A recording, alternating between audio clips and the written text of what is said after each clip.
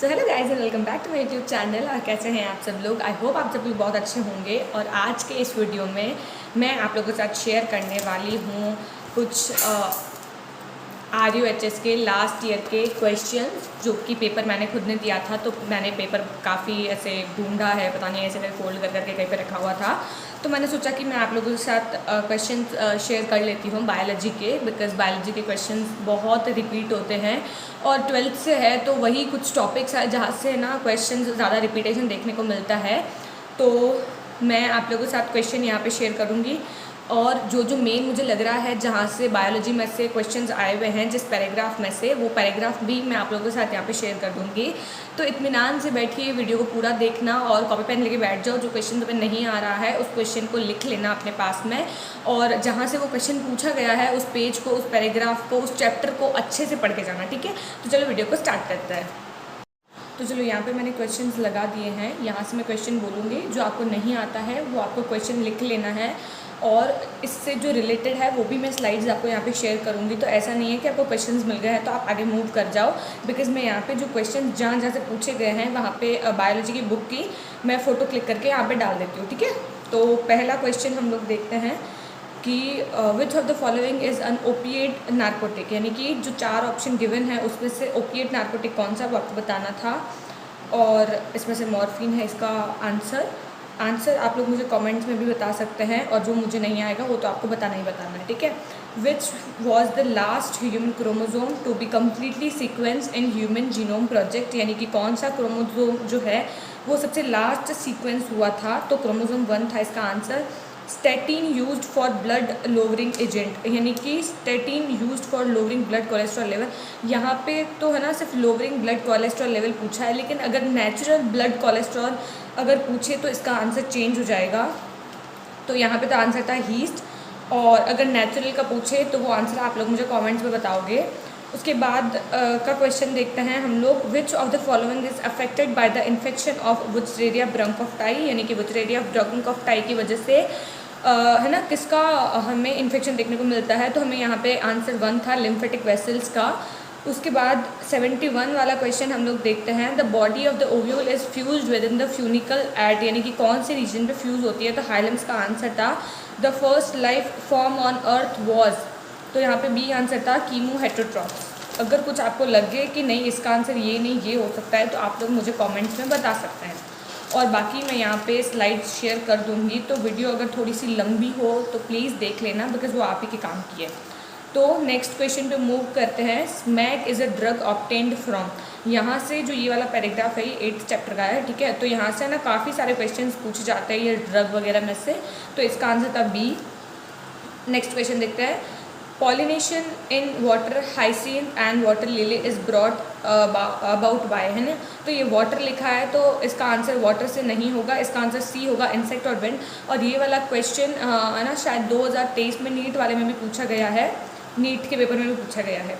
After birth colostrum is release from memory gland which is rich in, यानी कि जो colostrum है वो रिच किससे होता है, कौन सी एंटीबॉडीज़ होती है उसके अंदर? तो इसका आंसर सी था। इसमें कन्फ्यूजन हो जाता है ए और सी वाले ऑप्शन में, ठीक है?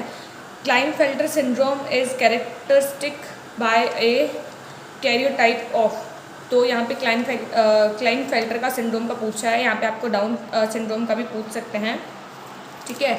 उसके बाद एड्स के लिए हमें डायग्नोस्टिक टेस्ट कौन सा है? तो एलाइजा है। उसके बाद यहाँ पे एक विडाल टेस्ट भी दिया हुआ है, वो टाइफॉइड के लिए, ठीक है? तो वो भी पूछा जा सकता है। The process of release of spermatozoa from Sertoli cells into cavity of the seminiferous tubule is called, तो ये वाला जो आपका जो पैराग्राफ है ना जहाँ से स्पर्म फॉर्मेशन का पूरा वो जो सीक्वेंस दिया हुआ है, और जब लाइव क्लासेस वगैरह लेता है ना तो वो पूरा करवाते हैं, और नीट वाले बच्चों ने तो कर भी रखा होगा, तो वो पूरा सीक्वेंस एकदम अच्छे से याद कर लेना। और जहाँ से स्पर्म फिर बाहर निकलता है ना रेटेटेस्टिस से, एपिडिडाइमस वगैरह वो सब आता है, वासा एफरेंशिया वगैरह, वो भी पूरा याद कर लेना, उसका सीक्वेंस भी पूछा जा सकता है। नेक्स्ट क्वेश्चन देखते हैं। mRNA यूजुअली अकर इन, mRNA हमको किस में देखने को मिलता है? उसके नेक्स्ट क्वेश्चन देखते हैं। Not a characteristic of an ideal contraceptive, यानी कि नॉट अ कैरेक्टरिस्टिक तो हैं, नॉट अ कैरेक्टरिस्टिक बताना है, तो यहाँ पे बी वाला आंसर होगा इरिवर्सिबल, ठीक है? आगे वाले क्वेश्चन देखते हैं हम लोग। 81 वाला क्वेश्चन है।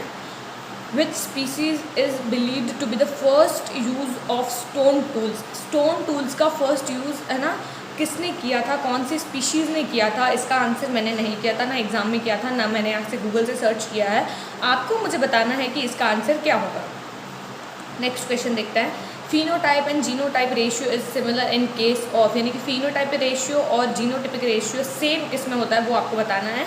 तो ये आपका इनकम्प्लीट डोमिनेंस में देखने को मिलता है। और यहाँ पे ना और भी क्वेश्चंस बन सकते हैं, मैं यहाँ पे स्लाइड शेयर कर दूँगी, NCERT की स्लाइड शेयर कर दूँगी, ठीक है। Some amino acid are coded by more than one codon, hence the genetic codon is. कुछ अमाइनो एसिड्स जो होते हैं उनके लिए ना एक से ज़्यादा कोडॉन जो है वो होता है, तो वो कौन से के लिए है, ठीक है, आपको बताना है। मैंने नहीं किया इसका आंसर, किया भी है तो मुझे भी याद नहीं है ना, शायद ओवरलैपिंग इसका आंसर होगा। बाकी आप लोग मुझे कमेंट करके बताना, ठीक है। यहाँ पे फिर जिफ्ट टेक्निक दी गई है कि रिकमेंडेड फॉर थोज फीमेल्स, यानी कि जो जिफ्ट टेक्निक है, यहाँ पे जिफ्ट नहीं बाकी जितनी भी सारी टेक्निक्स है वो भी आपको एक बार पढ़ के जानी है, ठीक है। यहाँ पे जिफ्ट का दिया हुआ है कि जिफ्ट टेक्निक हम लोग कौन सी फीमेल्स को रिकमेंड करेंगे, तो यहाँ पे आंसर सी है। उसके बाद 85 वाला क्वेश्चन देखते हैं। Marriage between a colour blind man and a normal women produces, तो उसके लिए मैंने मेन एग्जाम में तो पीछे रफ पेपर दिया हुआ होता है वहाँ पे बनाया था और इसका आंसर भी किया था। इसका आंसर मैं आपको नहीं बताऊँगी, आपको इसका आंसर मुझे कमेंट में बताना है। और ये ऐसे क्वेश्चन जो हैं वो हमें नीट में भी देखने को मिलते हैं, तो आपको ये वाला सॉल्व करना ही है, ठीक है। ये वाला पॉज कर लो और इसको पहले सॉल्व करो, उसके बाद आगे चलना। विच of the following is correct, तो यहाँ पे 4 ऑप्शन दिए हुए हैं, इसमें से करेक्ट कौन सा है वो आपको बताना है, ये भी आप लोग मुझे बताना। और मैं जो ये पेपर है ये काफ़ी फास्ट बोल के करा रही हूँ, ताकि मैं चाहती हूँ कि आपका भी टाइम वेस्ट ना हो और ये जो क्वेश्चंस हैं वो आपके जल्दी से सॉल्व हो जाए, और जो आपको नहीं आता है वो आप यहाँ से स्लाइड से देख लो, ठीक है। 87 वाला क्वेश्चन है। Mass of living matter at a trophic level is an area at any time is called, तो इसको हम लोग स्टैंडिंग क्रॉप कहते हैं। नेक्स्ट क्वेश्चन देखते हैं। An inverted pyramid of biomass can be found in which ecosystem, तो answer तो आपको यहाँ दिख ही रहा होगा, मरीन है, सी आंसर है इसका। जो इन्वर्टेड बायोमास का जो होता है ना वो आपको कौन से इकोसिस्टम में देखने को मिलता है, यही है इस क्वेश्चन में दिया हुआ है। 89 वाला क्वेश्चन हम लोग देखते हैं। विच of the following is first step of sewage treatment, यानी कि जो सीवेज ट्रीटमेंट है हमारा उसका फर्स्ट स्टेप कौन सा है वो आपसे यहाँ पे पूछा गया है। उसके बाद नेक्स्ट क्वेश्चन देखते हैं हम लोग। During isolation of genetic material, ये वाला क्वेश्चन तो नीट में भी पूछा गया है, यहाँ पे भी पूछा गया। नीट 2023 में ये सवाल आई थिंक पूछा गया है और यहाँ पे भी पूछा गया है, तो ये वाला जो है ये काफ़ी इंपॉर्टेंट है। तो during isolation of genetic material the chemical used to precipitate out the purified DNA, तो हम लोग यहाँ पे चिल्ड इथेनॉल का यूज़ करते हैं। उसके बाद नेक्स्ट क्वेश्चन देखते हैं 91 वाला क्वेश्चन, यानी which of the following enzyme inhibits transformation of R strain bacteria to S strain bacteria, तो यहाँ पे डीएनए का हम लोग यूज़ करेंगे। 92 वाला क्वेश्चन देखते हैं। The rate of formation of new organic matter bye rabbit in a grassland is called, तो उसको हम लोग सेकेंडरी प्रोडक्टिविटी कहते हैं। 93 वाला क्वेश्चन देखते हैं। विच of the following is not requiring PCR, PCR के अंदर हम लोग किस चीज़ की रिक्वायरमेंट नहीं रहती है, तो यहाँ पे helicase enzyme is the correct answer. 94 वाला क्वेश्चन हम लोग देखते हैं, जिसका आंसर मुझे नहीं आता है, तो आप लोगों को इसका आंसर कमेंट में मुझे बताना है। बैक्यूलो वायरसेस डू नॉट शो, यानी कि बैक्यूलो वायरसेस क्या शो नहीं करते हैं, मुझे इसका आंसर बी लगता है। आपको क्या लगता है, मुझे कमेंट्स करके बताना। 95 वाला क्वेश्चन देखते हैं। इन आरएनए इंटरफेरेंस टेक्निक होती है, RNAi टेक्निक जिसको बोलते हैं, जीन्स आर साइलेंट यूजिंग, तो यहाँ पे डबल स्ट्रैंडेड RNA जो है वो करेक्ट आंसर है। 96 वाला क्वेश्चन देखते हैं। Proliferation of endometrium during follicular phase is carried out by, तो पॉलिफरेशन ऑफ एंडोमेट्रियम हो रहा है तो वो हमारा ईस्ट्रोजन काम करेगा उसके ऊपर। 97 वाला क्वेश्चन देखते हैं। And which of the following endosperm persist in the mature sheet, endosperm जो होता है वो मैच्योर शीट में भी हमें देखने को मिलता है, तो यहाँ पे आंसर होगा कैस्टर। नेक्स्ट क्वेश्चन देखते हैं। अर्न शेप्ड, जो अर्न शेप्ड का है ना पॉपुलेशन एज पैरामिड होता है वो हमें कहाँ पे देखने को मिलता है, तो वो हमें डिक्लाइन पॉपुलेशन में देखने को मिलता है। सेकेंड लास्ट क्वेश्चन हम लोग देखते हैं। विच of the following is not a cloning vector, तो इसका आंसर भी आप लोगों को मुझे कमेंट में बताना है, जिन्होंने अच्छे से पढ़ रखा है वो मुझे कमेंट में ज़रूर बताएंगे। लास्ट क्वेश्चन हम लोग देखते हैं, the letter R in eco R1 is derived from. तो इसका आंसर सी है और ये पेपर यहाँ पे ख़त्म होता है। आपके 34 क्वेश्चन यहाँ पे हो जाते हैं पूरे। लेकिन अब मैं आपको लोगों को इसमें से कुछ कुछ इंपॉर्टेंट बता देती हूँ। जैसे कि ये जो लास्ट क्वेश्चन था इसमें इको R1 का पूछा गया है, तो आर का पूछा गया, आपको इसमें से किसी का भी पूछा जा सकता है। ये पीछे 1 किसको डिनोट कर रहा है ना, ये भी आपसे पूछा जा सकता है।